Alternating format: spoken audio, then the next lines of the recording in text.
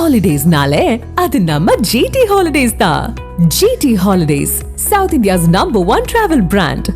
அமைச்சர் துரைமுருகனுக்கு எதிரான வழக்கு தொடர்பாக காவல்துறைக்கு நீதிமன்றம் ஒரு உத்தரவினை பிறப்பித்திருக்கிறது. வேலூர் நீதிமன்றத்திலிருந்து சென்னை சிறப்பு நீதிமன்றத்திற்கு மாற்றியது ஏன் என்று கேள்வி எழுப்பியிருக்கக்கூடிய உயர்நீதிமன்றம் தொடர்ந்து விளக்கம் அளிக்க காவல்துறைக்கு உத்தரவிட்டிருக்கிறது. விவரங்களோடு செய்தியாளர் சுரேஷ் இணைந்திருக்கிறார். சுரேஷ், வணக்கம். இந்த வழக்கு தொடர்பான முழு விவரம் என்ன? வணக்கம்.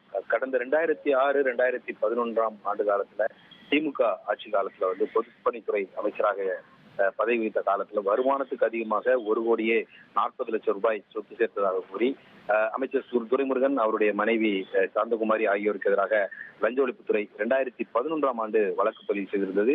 இந்த வழக்கிலிருந்து இவர்கள் இருவரையும் விடுவித்து வேலூர் சிறப்பு நீதிமன்றம் 2017 ஆண்டு உத்தரவு பிறப்பித்திருந்த நிலையில அந்த உத்தரவை எதிர்த்து லஞ்ச ஒழிப்புத்துறை உயர்நீதிமன்றத்துல ஒரு சீராய்வு மனுவை தாக்கல் செய்திருந்தது.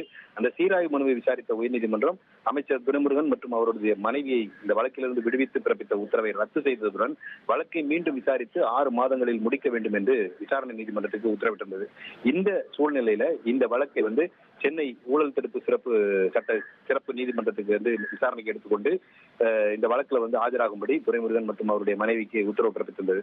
கடந்த 2024 ஆண்டு பிறப்பிக்கப்பட்ட அரசாணையின் அடிப்படையில இந்த வழக்கின் விசாரணையை வேலூர் சிறப்பு நீதிமன்றத்துக்கு மாற்ற வேண்டும் என்ற கோரிக்கையுடன் அமைச்சர் துரைமுருகன் மற்றும் அவருடைய மனைவி தரப்புல மனு தாக்கல் செய்யப்பட்டிருந்தது. அந்த மனுவை சிறப்பு நீதிமன்றம் தள்ளுபடி செய்திருந்தது. அந்த தள்ளுபடி செய்து பிறப்பித்த உத்தரவை எதிர்த்து துரைமுருகன் தரப்புல உயர்நீதிமன்றத்துல மனு தாக்கல் செய்யப்பட்டது.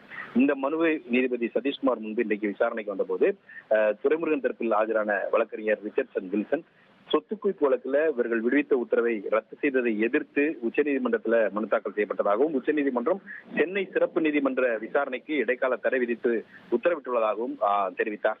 அதே சமயம் இந்த மனுவுக்கு பதிலளிக்க அவகாசம் வழங்க வேண்டும் என்று லஞ்ச ஒழிப்புத்துறை தரப்பில் ஆஜரான வழக்கறிஞர் முகிலன் கோரிக்கை விடுத்தார். இதை ஏற்றுக்கொண்டு இந்த விசாரணையை நவம்பர் 24 தள்ளி வைத்த நீதிபதி சதீஷ்குமார் வழக்கை வேலூர்ல இருந்து சென்னை சிறப்பு நீதிமன்றத்துக்கு மாற்றியது ஏன் என்பது குறித்து விரிவான பதில் மனுவை தாக்கல் செய்யும்படி காவல்துறைக்கு உத்தரவிட்டிருக்கிறார்.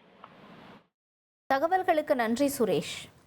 ஹாலிடேஸ்னாலே அது நம்ம ஜிடி ஹாலிடேஸ் தான். GT holidays, south India's #1 travel brand.